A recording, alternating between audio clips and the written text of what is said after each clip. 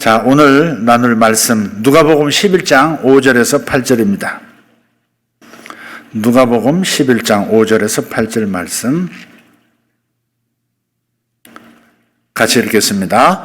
또 이르시되 너희 중에 누가 벗이 있는데 밤중에 그에게 가서 말하기를 벗이여 떡 세 덩어리를 내게 구워달라.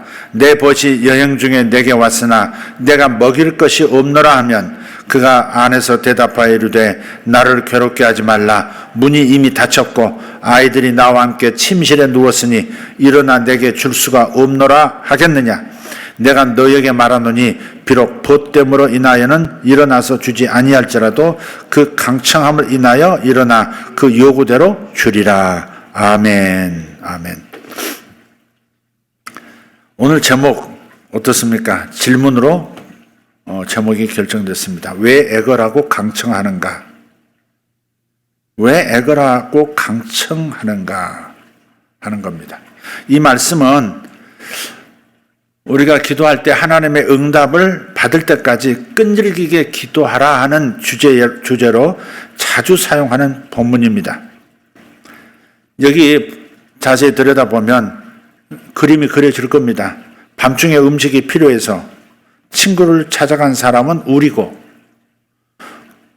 지금 빌려주는 그 친구는 하나님과 같으시다는 식으로 보통 생각합니다. 여기 나오는 친구는 하나님이다. 그렇게 생각하는 거예요. 그래서 우리에게 필요가 생겼을 때는 하나님께 나아가야 되지만 우리가 구할 때 처음에는 하나님이 안 된다 하시거나 좀 기다려라 라고 대답하실지 모르니까 하나님을 계속 독촉하면서 심지어 괴롭게 함으로써 우리가 요구하는 것을 하나님이 안 주시고는 못 견딜 때까지 계속해서 끈질기게 기도해야 한다 이렇게 생각한다는 겁니다. 그래서 이것을 가리켜서 흔히 강청하는 기도, 강청기도라고 합니다. 저는 압박기도처럼 느껴집니다.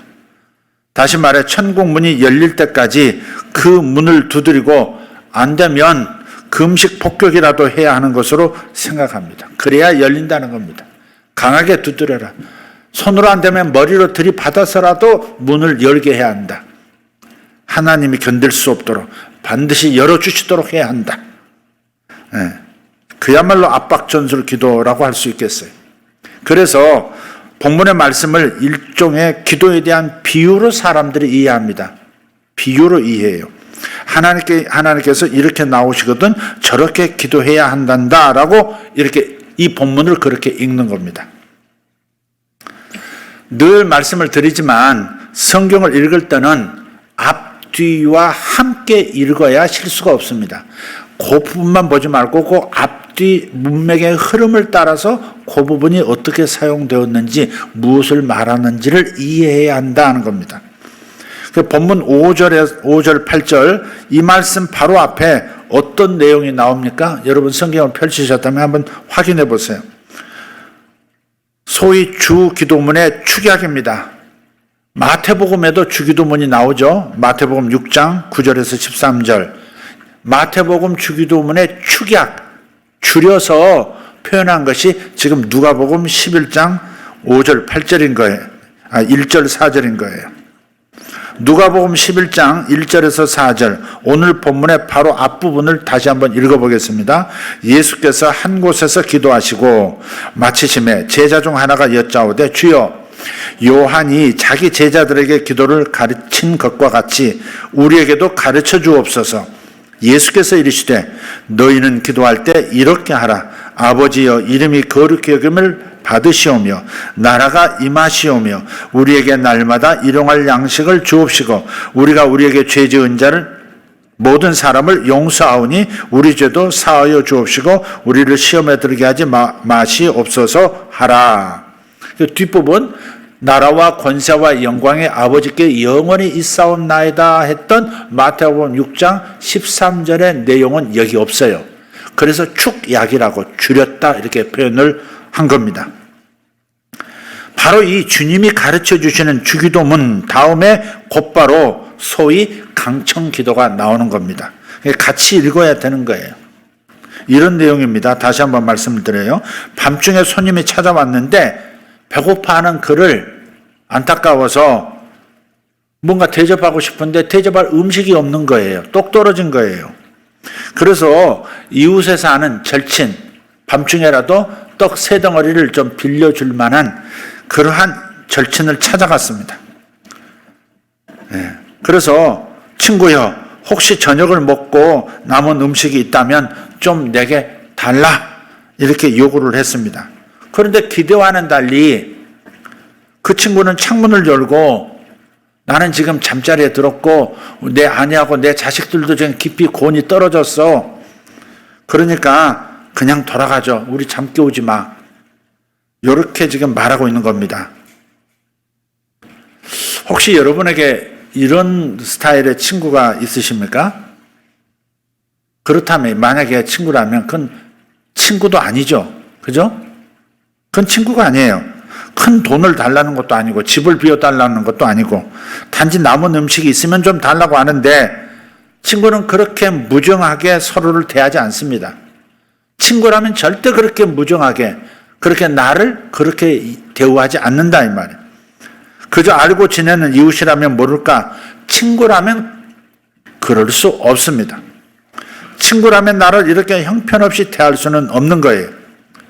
그래서 주님은 지금 이 이야기를 통해서 보여주시려고 하신 것은 뭐냐?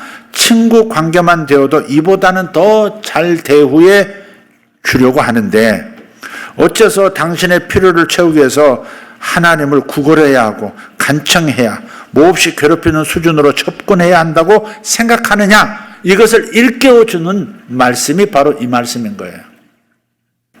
하나님은 그런 분이 아니시라는 겁니다. 이런 친구 같지 않은 친구 같은 하나님이 아니라는 거예요. 그것을 깨달으라는 겁니다. 그래서 오늘 본문은 기도를 이렇게 하라는 기도의 비유가 아니라 대조입니다. 대조.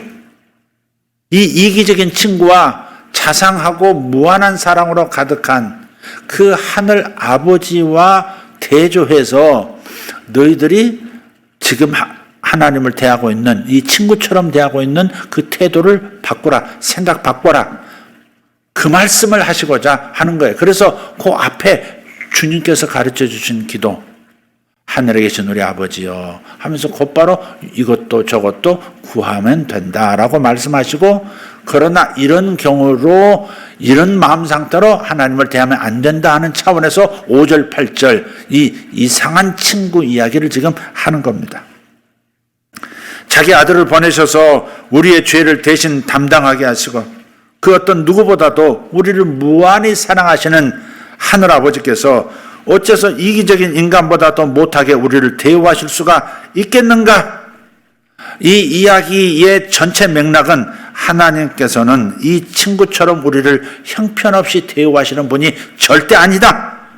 이것을 지금 강조하는 겁니다. 그래서 그 8절 다음에 곧바로 9절부터 13절까지 이렇게 또 말씀을 이어서 하시는 거예요. 내가 또 너희에게 이르노니 구하라. 그러면 너희에게 주실 것이요. 몇 번 두드려야, 몇 번 딜을 해야, 막 강청을 해야, 머리를 들이받아야, 끈질기게 기도해야 주신다가 아니라 구하라 주실 것이요. 찾아라 그러면 찾아낼 것이요. 문을 두드리라 그러면 열릴 것이다. 구하는 이마다 받을 것이요. 찾는 이는 찾아낼 것이요. 두드리는 이에게는 열릴 것이니라. 아멘. 너희 중에 아버지 된 자로서 다시 비유가 나와요. 다시 대조가 나와요. 대조. 너희 중에 아버지 된 자로서 누가 아들이 생선을 달라 하는데 생선 대신에 뱀을 엿다 먹어라 손에 얹어주며, 알을 달라 달걀 달라 하는데 전갈을, 그 무서운 전갈을 손바닥에 올려줄 그런 아버지가 있겠느냐? 너희가 악할지라도 땅의 아버지가 불완전할지라도 좋은 것을 자식에게 줄 줄 알거든 하물며 너희 하늘 아버지께서 구하는 자에게 성령을 주시지 않겠느냐 하시니라. 다시 대조하시는 거예요. 땅의 아비와 하늘 아버지를 대조합니다. 가장 귀한 것도 얼마든지 곧바로 내주는 하늘 아버지를 지금 말씀하시고 그 하늘 아버지의 선하심을 바라보면서 기도해야 온전한 기도, 정상적 사귐이 가능하다. 그 말씀을 하시는 것이에요. 그러니까 오늘 5절, 8절의 이 강청 기도라고 소위 말하는 이 본문은 절대 이런 방식으로 기도해서 얻어내야 한다, 이걸 가르치기 위한 기도의 방법의 비유가 아니다 하는 것을 정리하고 읽으셔라 이 말이에요. 그렇다면 여기 우리에게 가장 귀한 것이 뭘까 한번 생각해 봐야 돼요. 가장 귀한 것도 얼마든지 곧바로 주시는 분이 우리 아버지시라면 우리에게 가장 귀한 것이 뭘까? 생각해 보세요. 우리에게 가장 귀한, 나에게 가장 귀한 것이 뭘까? 하나님 그분 자신 아니겠습니까? 하나님 주신 무엇도 참 소중하고 기대가 되지만 하나님 그분 자신이 우리에게는 가장 귀한 선물이죠. 13절에 그래서 성령을 주시지 않겠느냐 이렇게 반문하는 거예요. 구하는 자에게 성령을, 당신의 영을 부어주시지 않겠느냐, 당신 자신을 주시지 않겠느냐 이렇게 말씀하고 있는 거예요. 100억, 1000억을 싸들고 와서 사려고 한들 성령을 살 수 있겠습니까? 하나님을 살 수가 있겠습니까?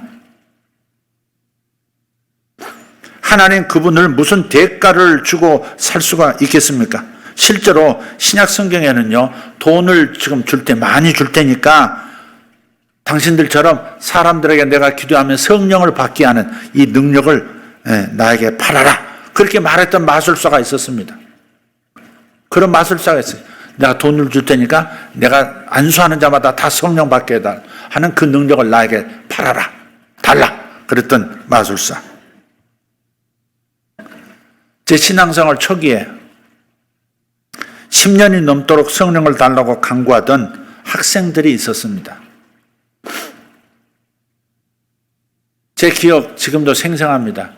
교회에서 부흥 집회를 하는데 설교가 끝나면 성령 받기 원하는 사람 앞으로 나오시오. 항상 강단으로 초청했어요. 그게 미국식 스타일이죠. 항상 강단 앞으로 초청했어요. 강단 앞에 쭉 무릎 꿇고 앉아서 성령 받기를 기도하는 겁니다. 강사는 와서 이제 안수하면서 기도해주고 밤마다 그렇게 항상 성령 받기를 예수 믿는 사람, 예수 믿을 사람 앞으로, 그 다음 성령 받고 싶은 사람 앞으로 이렇게 했어요. 내가 보니까 그 중에 학생들이 교복을 입고 막 앞에 나와서 기도를 하는데 남학생들이에요. 근데 밤마다 기도를 하는데 한 사람도 성령을 못 받는 거예요. 그래서 제가 물어봤어요. 얼마 동안 기도했냐고. 그랬더니 주일학교 그러니까 1학년, 2학년 그때부터 성령 달라고 기도했던 거예요. 지금 고3이 된 거예요. 10년 되도록 그렇게 성령 달라고 기도를 항상 해왔다는 거예요. 근데 아직도 하나님 안 주셨다는 거예요. 근데 그날 부흥 집회인데 그날도 앞에서 기도를 합니다. 뒤에서 가만히 보니까 얼마나 몸부림을 하는지, 얼마나 간절하게 몸짓언으로 기도하는지 몰라요. 이제 쥐야 뭘 끌어당기는지 어쩌는지. 그래서 제가 그렇게 기도하는 학생 하나의 등을 툭툭 쳤어요. 그래서 제가 말을 걸었습니다. 야, 예수님 못 찢어지겠다. 그만 휘저어라. 예수님 못 찢어지겠다. 그만해. 그리고 질문을 했어요. 도전을 했어요. 네가 지금 구하는 것과 하나님이 주시려고 하는 것과 그 간절함이 누가 더 클까? 하나님이 더 주고 싶어 하실까? 아니면 네가 더 받고 싶어서 더 몸부림하는 것이 클까? 그랬더니 갑자기 이 학생의 마음에 고요가 찾아왔어요. 금방 안 주시니까 더 치열하게 기도를 해야 겨우 그나마 얻어낼 것이라는 생각에 몸부림하면서 울부짖던 자신의 생각과 태도가 아하, 잘못된 것이구나, 요걸 깨달은 거예요. 그 몇 마디에 깨달은 거예요. 누가 더 사랑이 클까? 네 사랑이 더 크냐? 하나님의 사랑이 더 크냐? 네가 받고 싶어하는 그 마음이 더 간절하겠냐? 아니면 하나님 당신 자신이 너에게 주고 싶은 것이 그 마음이 더 크겠냐? 그게 고요해졌어요. 그리고 그에게 새로운 종류의 믿음이 생겼습니다. 아버지의 사랑에 대한 진짜 확신이 생긴 거예요. 하나님을 여지껏 이기적인 친구처럼, 그래서 계속 달라고, 계속 두드리고, 계속 또 두드리는 그런 강청하는 방식으로 하나님을 향해 나아갔던 그 마음에서 주고 싶어서 못 견디는 사랑의 아버지로 마음이 옮긴 거예요. 확신이 생겼어요. 그날 밤 그는 즉시로 성령을 선물로 받았습니다. 그 밤새도록, 그 집회날인데 다 갔는데 밤새도록 혼자 앉아서 방언하면서 눈물을 흘리면서 감사를 하는 모습을 봤어요. 다음날 그 친구와도 대화를 했습니다. 그 친구 같이 기도하던 그 친구인데 걔는 어제 받았고 나하고 몇 마디 말을 나누더니 다시 기도하는데 그냥 방언을 유창하게 이렇게 하는 것을 봤어요. 굉장히 자극이 됐겠죠. 그런 상태의 친구예요. 다시 얘기했어요. 자녀가 아버지에게 구걸하듯 기도하는 것은 아버지를 모독하는 거 아닐까? 아버지 달라고 강청하고 막 울부짖는 것은 너를 사랑하는 아버지, 자녀를 사랑하는 아버지를 모욕하는 거 아닐까? 거기 이 학생의 영혼도 조용해졌어요.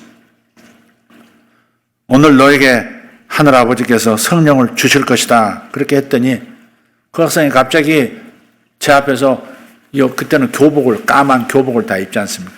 교복이 이렇게 앞에 호크를 탁 풀더라고요. 그리고 첫 번째 단추 탁 풀어요. 그러더니 저에게 그렇게 말하는 겁니다. 이것이 오늘 제가 성령을 받을 것이라는 믿음입니다. 그리고는 강단 앞으로 가서 거의 즉시 성령 세례를 받았습니다. 유창한 반응이 터져 나오는 겁니다. 아주 열심 있는 청년들이 됐어요. 하나님께서 당신 자신을 주시기를 이렇게 기꺼이 하시는데, 당신 자신도 이렇게 기꺼이 주시는데, 곧바로 주시는데 무언들 아끼겠느냐? 무언들 아끼겠느냐? 좀 생각 좀 해봐라 하는 겁니다.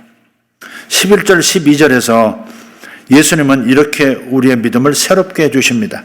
불완전한 아버지도 자식에게는 그렇게 야박하지 않은 법, 더구나 완전한 사랑이신 하늘아버지는 너에게 가장 좋은 것으로 응답하시지 않겠느냐? 대조해보고 태도를 바꾸라, 마음을 바꾸라, 오해를 풀라, 그렇게 의도된 본문입니다. 하나님은 몹시도 괴롭힘을 받아야만 간청을 들어주는 이 친구와 같지 않으십니다. 어떤 메신저는 이렇게 설교를 하기도 합니다. 하나님께서 당신이 구하는 것을 주실 때까지 하나님을 꽉 붙들고 늘어져야 합니다. 아닙니다. 아닙니다. 절대 아닙니다. 속지 마세요. 그것은 하나님의 성품에 어긋납니다. 그것은 그분을 모욕하는 것과 같습니다. 그런데 바로 이런 태도가 기도라고 널리 전파되고 또 시행되고 있다는 사실입니다. 강청기도. 굉장히 우리에게 큰 도전을 주는 것 같은데, 대표 기도를 할 때도 흔히 그렇게 기도를 합니다. 간절히 기도하옵나이다. 간절히. 우리 간절을 그대로 보면 간이 절단난, 간을 잘라낸다 그 말이에요. 오늘 이 기도는 내 간이 떨어져 나갈 만큼 너무 애타게 기도하는, 애가 탄다는 말도, 애가 간 아닌가요? 그것도? 애도 간이죠. 애가 타듯이 이렇게 간절하게 아주 목숨을 내놔요. 간 떼놓으면 뭐로 살게? 간절히 기도하옵나이다. 이렇게까지 기도하니 하나님 꼭 들어주셔야 합니다. 뭐 그런 거 아니겠어요? 네. 또 이렇게 말하기도 해요. 하나님을 계속 채근해서 당신이 원하는 것을 하시도록 만들어야 합니다. 네. 당신이 원하는 것을 하나님이 지금 행하시도록 만드세요. 그 말이에요. 하지만 우리는 하나님으로 하여금 어떤 일을 하시도록 만들 수 없습니다. 우리는 기도를 통해서 하나님이 어떤 일을 하시도록 만들 수 없어요. 만약 하나님께서 우리의 필요를 이미 은혜로 준비해 놓으셨다면 우리는 믿음으로 하나님을 움직여 그 일을 다시 하시도록 할 수가 없다 이 말입니다. 하나님은 더 이상 움직이실 필요가 없으세요. 왜냐? 이미 모든 것을 완성해 놓으셨기 때문에, 모든 응답을 준비해 놓으셨기 때문에, 생각지도 않은 것까지 준비해 놓으셨기 때문에 다시 움직이시도록 시도할 필요가 없다 이 말이에요. 우리에게 그 필요가 생기기 오래전에 주님께서 그것을 이미 공급해 놓으셨기 때문에 우리의 기도에 깜짝 놀라시면서 그제서야 부랴부랴 준비하시지 않습니다. 가브리엘, 미가엘, 빨리 준비해, 빨리 가져와. 어디 있으면 뭐가 있어, 가져와, 빨리. 뭐 이렇게 하시지 않는다 이 말. 우리의 기도를 들어주시기 위해서 어디 가서 뭘 구해 오셔야 되는 게 절대 아닙니다. 주님은 이미 모든 것을 준비해 놓으셨기 때문에, 그래서 자녀인 우리가 구걸하고 간청할 필요가 없다는 거예요. 준비해 놓으셨다는 것은 주시고 싶어 하신다는 거 아니겠습니까? 이 마음을 알아들어야 되지 않겠습니까? 주시고 싶어 하시는 그 마음을 알아들이지 않고, 그 마음을 내가 애쓰고 강청하고 그분을 괴롭게야만 얻어낼 수 있다고 접근하는 것은 이게 얼마나 큰 실수인 것입니까? 나는 목사님이 말씀하는 것처럼 그렇게까지 그러진 않는데요. 잘 보세요. 기도하는 태도를 한번, 마음을 한번 보시라고요. 대부분이 그런 하나님을 그렇게 해야만 움직이시는 이기적인 하나님, 그 친구처럼, 그렇게 인색한 하나님처럼 대하고 있습니다, 사실. 하나님께서 천국에서 팔짱을 낀 채로 기도하고 있는 나를 보시면서 좀 더 열심히 간구해야지. 너 아직 심각하지가 않구만. 응? 너 기도하는 태도 보니까 간절하지도 않고 간청하지도 않고 몸부림하지도 않고 목숨 걸지도 않고, 그 정도 가지고 어떻게 나를 움직일 수나 있겠어? 더 열심히 해봐. 그런 분이 아니라는 거죠. 여지껏 하나님 아버지를 그렇게 인식했었다면 우리는 정말 치명적인 믿음을 가진 겁니다. 하나님께 기도로 애걸 해야 한다는 말은 전혀 잘못된 태도입니다. 전혀 잘못된 가르침입니다. 애걸해야 한다. 틀렸습니다. 하나님께서는 좋은 것을 주지 않으시려고 뒤에 감춰두시는 그런 분이 아닙니다. 저희 사촌 누님들이 있는데 그 누님들이 저에게 해주신 말이 있어요. 다 컸어요. 40이 넘었고 50이 다 될 때 그때 저에게 해주신 말씀이 있어요. 저도 그때는 30이 됐었죠. 30이 넘고 저도 이제 40이 됐을 때인데, 어릴 적에 받았던 어떤 상처를 얘기를 하시더라고요. 그때는 이제 우리 이제 큰 집이 잘 사셨어요. 큰 아버지 댁이 잘 사셔서 집이 넓어서 할아버지 할머니 모시고 살고, 그래서 저희도 방 하나 얻어서 그 큰 댁에 방 하나 얻어서 살고 있었고, 또 그 중간 큰아버님 댁도 그 근처에 살고 계셨는데, 그래서 가끔 큰 집인 이제 큰 댁을 방문을 하는 거예요, 사촌 누님들이. 근데 어느 날 명절이 얼마 지난 다음에 왔는데 큰어머니께서 이렇게 사과를 이렇게 깎고, 이렇게 바구니에서 사과를 깎아서 이렇게 잡수시고 계시다가 그 조카들 딸들 둘이 이렇게 오는 소리, 안녕하세요 하는 소리 듣자마자 이렇게 보니까 얼른 사과를 내려놓고 바구니를 책상 밑으로 딱 밀어 놓으시더라는 거예요. 실제 그랬는지 그렇게 보였는지 그건 몰라요. 적어도 그 두 사람에게 상처가 된 거예요. 하나님은 그렇게 우리를 대하시는 분이 아니에요. 아버지는 우리를 절대 그렇게 대하지 않아요. 먹어도 그냥 자식 때문에 목에 걸리는 게 부모지, 그 자식 오니까 얼른 닫아서 싹 밀어놓고 내가 간 다음에 다시 깎아 잡수시는 그런 분이 아니시라 이 말이에요. 적절한 비유가 되는지 모르겠습니다. 좋은 것을 안 주려고 뒤로 이렇게 자꾸 감춰, 뒤로 발로 싹 밀고 이렇게 이러는 분이 아니시라 이 말이에요. 만약에 우리의 협력과 동역 없이 주님의 능력이 나타날 수 있었다면, 하나님은 반드시 땅에서 사람의 협력과 동역이 필요해요.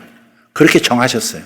근데 만약에 이런 사람의 협력 없이 주님의 능력이 나타날 수 있었다면 오늘날 이 땅에는 질병이 하나도 없었을 겁니다. 그냥 일방적으로 다 주실 수 있으니까. 네. 알러지에 고생하는 사람도 없었을 거고 독감 때문에 고생하는 사람도 없었을 거예요. 안경 쓰는 사람도 단 한 사람도 없었을 거고 모두가 아담처럼 최고의 건강과 젊음을 누리면서 살고 있을 겁니다. 각 나라의 정부들은 개선이 벌써 되었을 것이고 세계는 진정 평화롭게 부족함 없이 살게 되었을 겁니다. 하나님께서는 너무나도 우리를 사랑하셔서 기꺼이 우리의 모든 필요를 채워주려고 하시기 때문에 모든 것을 이미 준비하셨다는 겁니다. 다만 우리의 믿음의 동력이 필요하다는 것. 그러니 하나님께 움직이실 마음이 생길 때까지 애걸할 일이 아닙니다. 다시 반복하지만 애걸해야 주신다, 강청할 때 주신다. 이건 하나님에 대한 중상모략입니다. 하나님에 대한 너무 큰 중상모략입니다. 하나님을 그렇게 작은 하나님으로, 그렇게 모진 하나님으로, 그렇게 인색한 하나님으로 그렇게 닦아세울 이유가 어디 있습니까 도대체? 생각해보고 기도해야 하는 말이에요. 그래서 저는 절대 성령을 부어주시라고 아버지께 애걸하지 않습니다. 단 한 번도 애걸하지 않습니다. 하나님을 오해했을 때는 그렇게 기도했습니다. 그렇게 애걸복걸하면서 강청하는 기도, 밤마다 철야기도 하고 그래도 3개월 동안 못 받았습니다.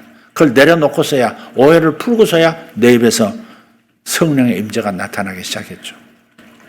좋은 차를 달라고 애걸하지도 않습니다. 제발 집회 때마다 금으로 변하는 기적을 보여달라고 강청 애걸하지 않습니다.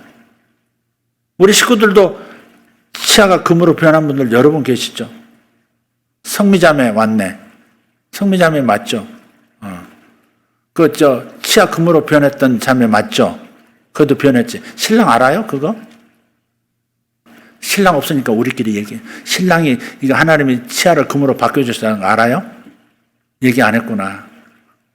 안 믿을까봐? 치과에서 끼운 게 아니고 그 하나님께서 예배 중에 그냥 이렇게 하신 거예요. 그냥 하신 거예요, 하나님께서. 잠깐 기도했을 뿐인데. 제가 그런 사역, 그런 기적이 일어나기를 기도할 때 막 강하게 기도하고 간절히 기도합시다 하고 막 그렇게 합니까? 안 하죠. 그냥 짧게 하나님 감사합니다. 지금 바꿔주십시오. 그렇게 기도하죠. 그러고서 살펴보면 변해 있죠. 그죠? 절대 강청하지 않습니다. 애걸복걸하지 않습니다. 돈 달라는 것 절대 애걸하지 않습니다. 저는. 물론 저는요. 내가 하나님께 원하는 것보다도 하나님이 지금 나에게 주고 싶어 하시는 것을 달라고 하는 기도가 많아요. 내가 이거 필요한데 이거 구해야지. 이거보다도 하나님이 지금 주시고 싶어 하는 것을 집중하는 경향이 저는 있고 오히려 그것을 더 많이 받는 사람입니다. 주고 싶어 하시는 그것, 그래서 준비되어 있다고 확인된 바로 그것을 달라고 하는 편이 훨씬 지혜롭지 않습니까? 그죠? 무엇이 또 효과가 있겠습니까? 하나님 저에게 또 뭘 주고 싶으신 거죠? 그렇게 저는 그래요. 뭘 주시겠다고요? 뭘 주시겠다고요? 그래요? 주세요.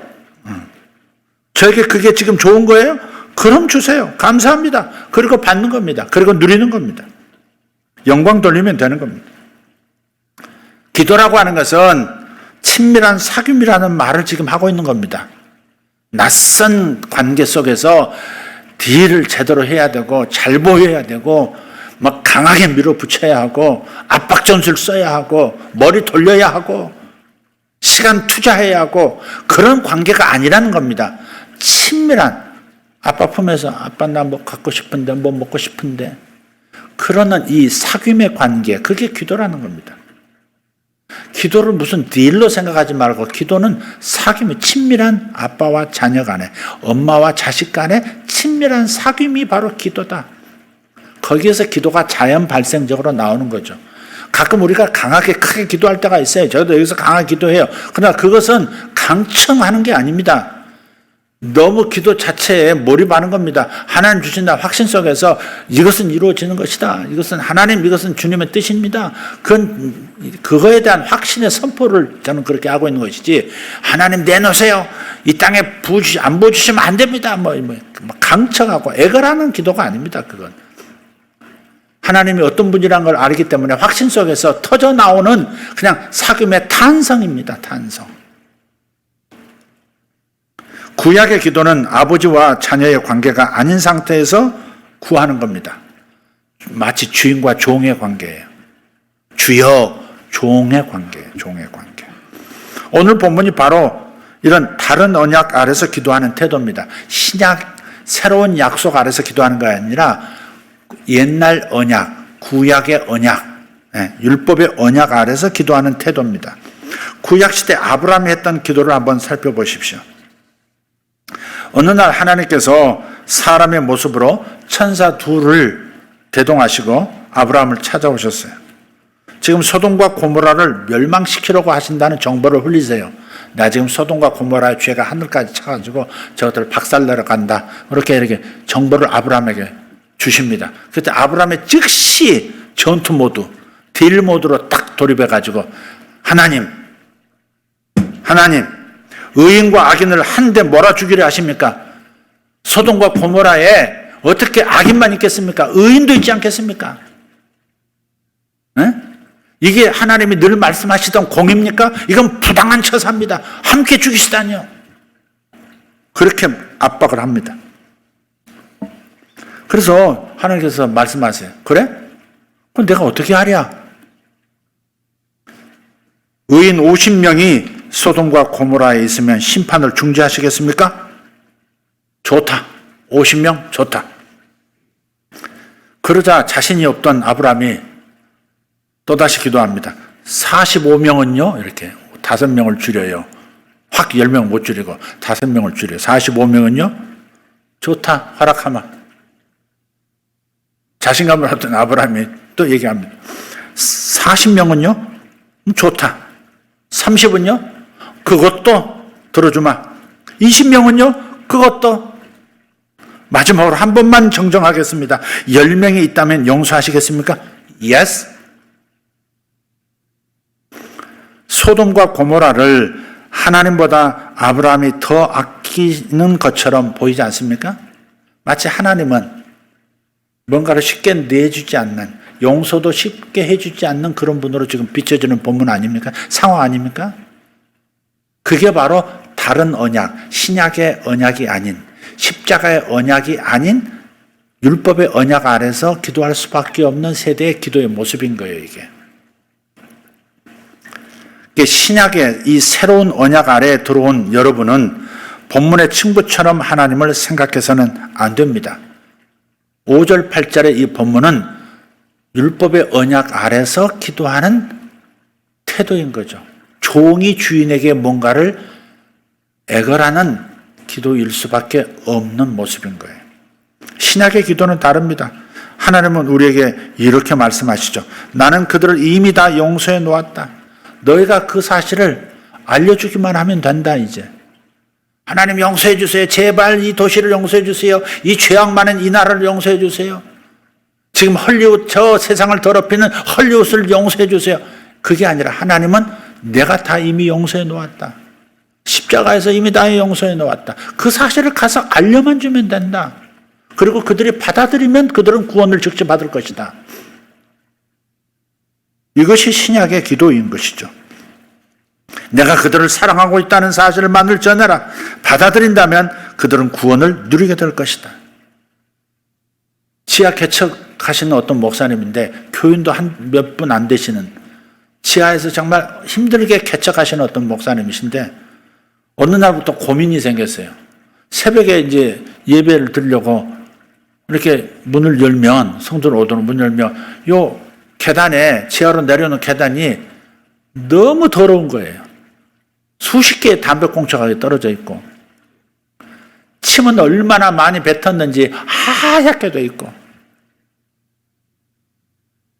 아니 예배당에 하필이면 여기에 누가 와서 이렇게 이 담배를 피우고 버리고 어지럽히고 뭘 빵을 먹고 던져놓고 이게 뭔가 싶어가지고 어느 날 이렇게 가만히 새벽에 더 일찍 밤중에 이제 봤더니 그 근처에 있는 여학교에서 이렇게 좀 어긋나는 놈들 있잖아요. 그 놈들이 한 10명에서 때로 몰려와가지고 밤새도록 새벽이 될 때까지 담배 피고 침 찍찍 뱉고 그러고 앉았더라는 거예요. 몇 번을 그걸 본 거예요.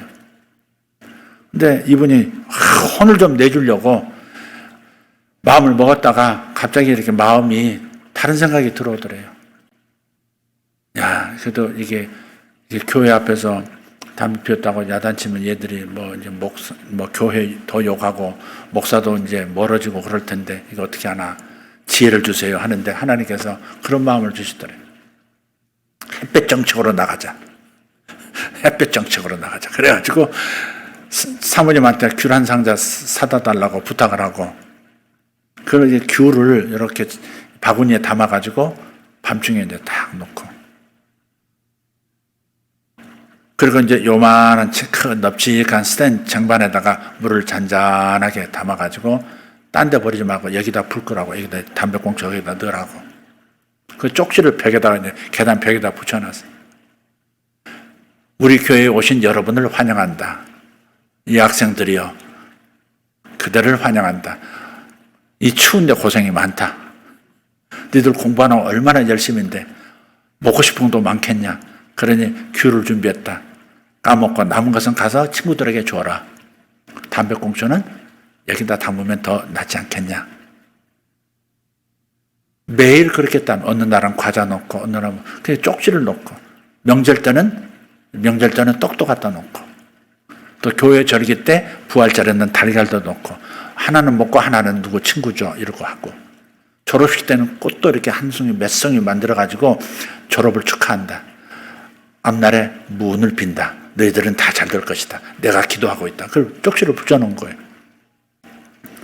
근데 걔들이 시간이 지났는데 어느 날부턴가 자신이 치운 것보다 더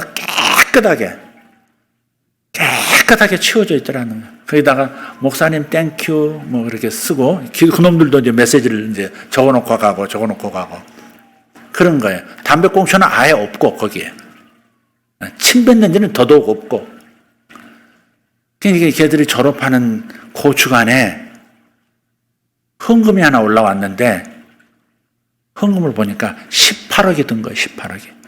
그놈들이 모아가지고 18억을 한 거예요. 그 여학생들이. 고등학교 졸업생들이 뭘 가지고 했을까? 나중에 알고 봤더니 이놈들이 너무 교회가 좋아가지고 목사님 좋아가지고 뭘 했냐면 우리 복권을 몇 장씩 사자. 근데 이 복권이 얼마가 당첨되면 한 푼도 쓰지 말고 무조건 이 교회 거 그렇게 결정을 했다는 거예요. 근데 그게 하나님 역사하셔가지고 역사하셨는지 복권에 당첨은 18억의 헌금을 그대로 올려놓은 거예요. 그동안 감사했습니다. 이렇게. 나중에 목사님이 그들을 다 이렇게 대하고 또 라면도 같이 끓여 먹고 그러다가 나중에 조사해 보니까 얘들이 다 자기 집 근처에 교회들을 다 나가더래요. 나는 항공사에 취직했습니다. 나는 지금 뭐 합니다. 나는 일찍 결혼합니다. 결혼 얘기 나오니까. 임강원, 결혼이 언제냐? 2월 언제지? 20일입니까? 네. 결혼합니다. 저는 뭐 합니다. 지금 어디에 준비하고 있습니다. 그걸 다 목사한테 보내고. 그런 거예요. 그러니까 우리가 바로 이런 거예요. 은혜를 받았으면 하나님의 은혜에 대한 이해가 분명하면 우리의 삶의 방식도 다르게 변한다는 거죠. 나와 하나님의 관계를 하나님께서 화목하게 대하셔서 절대 화내지 않으시고 늘 자상하신 아버지로만 서 계신다고 확신한다면 우리의 삶의 방식도 달라지는 거죠. 그렇게. 예. 그래서 주님께서 이런 방식 다 용서해 놓았다. 그럼 너희들은 가서 내 사랑, 내가 이미 준비해 놓았다는 사실 받아들이기만 하면 다 구원받고 받아들이기만 하면 저주에서 벗어나고 받아들이기만 하면 가난에서 벗어날 수 있다 라고 하는 이 사실을 전하고 저들이 받아들이기만 하면 그 역사가 일어날 것이다. 이게 바로 뭐예요? 새로운 언약의 위력입니다. 새로운 언약의 위로입니다. 즉시로 구원받습니다. 즉시로 하나님의 역사를 경험하게 되는 겁니다. 할렐루야. 다른 모든 것들도 그러합니다. 구원만이 아닙니다. 아담의 타락 이전으로 하나님께서 다 돌려놓으셨습니다. 우주적 리셋이 일어난 겁니다. 우주적 리셋이 일어난 거예요. 내 안에서 일어나듯이 온 세상에 그 일이 일어나도록 새로운 시스템을 주님께서 완벽하게 제공해 주셨어요. 아무런 일이 일어나지 않는 것처럼 밋밋하게 살지 마세요. 오늘도 내일도 커다란 변화가 없을 것처럼, 기적이라고는 눈꼽만치도 내게는 안 나타나는 것처럼 밋밋한 마음으로 세상을 살아가지 말라는 겁니다. 하루하루가 기대감이고 시간이 기대감이고, 하나님께서 언제 역사하시냐, 언제 나타나나, 언제 선물이 도착하나. 택배가 온다고 했는데 언젠데 아직도 도착 안 해. 조금 전에 연락 받아놓고 대한통운 고객 앞, 이거 조금 전에 문자 받아놓고 왜 아직까지 안 오는 거야? 왜 아직까지 안 오는 거야? 야, 문 열어봐, 왔나? 그렇게 기대감을 가지고 온다고 했으니, 주신다고 했으니 항상 하나님의 그 무엇인가는 내게 온다는 기대감을 가지고 살아가는 것. 이게 신약 언어, 신약 언약 아래 사는 성도들의 마음인 것이죠. 5절, 8절이 어울리는 가는 겁니까? 5절, 8절은 우리의 스피릿이 아닙니다. 에덴에서 이미 준비해 놓은 것을 아담이 다 누리고 산 것처럼 지가 준비해서 누린 게 하나도 없습니다. 우리 윤 목사님 전반에 설교하셨던데, 에덴에는 아담이 준비한 게 하나도 없습니다. 지가 이리였고 저리였고 그런 것은 있어도 원자재부터 시작해서 모든 필요한 것은 하나님께서 다 준비해 놓으시고 맨 나중에 이거 너 가져 하고서는 아담을 맨 나중에 만드신 거 아닙니까? 모든 사랑으로 준비해 놓으신 것을 그냥 받아들이는 믿음을 가지시기를 바랍니다. 모든 것들이 준비되었다는 것을 믿는 것, 그것이면 족합니다. 하나님이 모든 사랑을 가지고 모든 것을 준비해 놓으셨다, 이것을 믿고 받아들이는 것, 이거 하나면 되는 겁니다. 그게 기도인 것입니다. 이제는 쥐어 짜내려고 하지 말기를 바랍니다. 그냥 구하십시오. 그냥 정상적으로 그냥 구하세요. 엄마 밥, 엄마 나 차비, 이렇게 구하듯이 그냥 구하시면 됩니다. 그냥 구하시면 됩니다. 그래서 구하라, 구할 것이요. 찾으라, 찾아질 것이다. 두드려라, 착 열릴 것이다. 네 힘으로 안에서 걸어놓은 거, 네 힘으로 걸쇠를 풀 수는 없지만 그냥 네가 두드리면 열려질 것이다. 구하는 자에게 구해질 것이고, 찾는 자에게 찾아질 것이고, 두드리는 자에게 열릴 것이다. 그렇게 말씀하셨어요. 찾지 않으면 안 되는 거죠. 구하지 않으면 안 되는 거죠. 그게 협력 관계니까. 그건 우리가 해야죠. 그러나 태도는 정상적인 태도로 돌아와야 한다는 겁니다. 아버지 하나님, 우리의 모든 필요를 채우시고 오히려 12광주리가 넘도록 남게 하시는 겁니다. 구하는 것보다 더 넘치도록 주시는 분이시다 하는 뜻이에요. 다 먹고도, 그 군중이 다 먹고도 12광주리가 남았다, 남겼다, 이게 뭐예요? 정확하신 하나님께서 다 먹고도 남게 하실 이유가 뭐가 있을까? 생각하는 것보다 더 넘치도록 주시는 분임을 확인시켜 주시는 거예요. 그게 누가복음 11장 5절 8절 오늘 본문, 기도를 이렇게 하라는 비유 이야기가 아니라는 것 다시 말씀드립니다. 그 모델을 따르시면 망합니다. 그 모델을 따르시면 하나님과 관계가 더 멀어지고 하나님은 더 오해를 받으시고 모독을 받으십니다. 우리 하나님 아버지를 이렇게 찌질한 친구처럼 대하지 말기를 바랍니다. 애가라도 안 되면 이번에는 강청하는 모드로 나가는 것, 그것으로는 축복을 경험하기 어렵습니다. 그래서 치명적이라고 말하는 거예요. 관계까지 다 파괴하는 치명적 기도가 강청 기도입니다. 애가라는 기도입니다. 뭐가 있어 보이는 기도, 정말 저 사람 기도 진짜 멋지게 정말 간절하게 하는구나, 그건 뭐 효과는 있을지 몰라도, 또 자기 자신이나 남이 보기도 제대로 기도했다, 제대로 원 없이 기도했다, 그건 뭐 효과가 있어요. 그러나 관계는 파괴되는 거예요. 여러분의 기도가 역사하지 않는다면 하나님에 대한 오해부터 푸십시오. 하나님에 대한 오해부터 푸십시오. 그 이기적인 친구처럼 하나님을 대하던 그 잘못된 가르침과 잘못된 사고방식부터 내려놓으십시오. 세상을 긴장 속에서 사는 것도 힘든데 하나님과의 관계 속에서도 긴장이 있다면, 그렇게 산다면 이거 어떻게 되겠습니까? 애걸하고 강청의 대상으로 삼지 말고 그냥 그분의 사랑을 받으십시오. 그냥 그분의 사랑을 받는 마음으로 구하십시오. 사랑을 확신하는 가운데 그냥 미소 지으면서 편안하게 구하십시오. 편안하게 요청하고 기대하고 기다리시면 됩니다. 예수님으로 인해서 하늘과 땅의 시세가 달라졌어요. 시세라는 단어는 1월달 달력에 나오죠. 역대상 12장 3절. 시세를 읽는 자가 되게 하소서라고 달력에 되어 있죠. 예수님으로 인해서 하늘과 땅의 시세가 달라졌어요. 십자가 사건 이후, 부활 사건 이후로 시세가 달라졌어요. 여러분, 시세를 읽는 분들 되기를, 기도 속에서 시세를 읽는 분들 되기를 예수 이름으로 축원합니다. 여러분, 오늘부터 달라질 겁니다. 여러분, 오늘 말씀을 통해서 여러분의 이렇게 한 가닥 남은 오해가 이렇게 딱 끊어졌다면, 떨어져 나갔다면 이제부터 여러분 생각만 해도 이상한 일이 일어날 겁니다.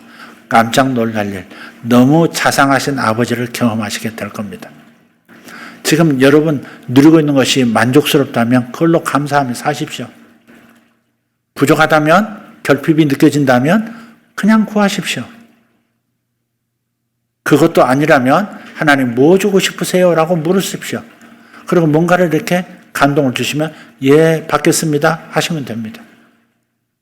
하나님께로부터 모든 것 다 준비되었고 발송할 준비가 되었습니다. 요청만 하시면 됩니다. 기도하겠습니다. 왜 애걸하고 강청하는가?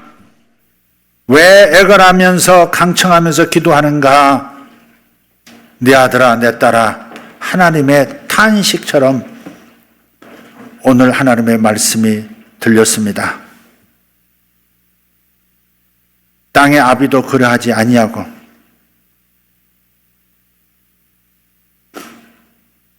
땅의 아비조차도 자식에게 좋은 것을 줄 줄 알거든.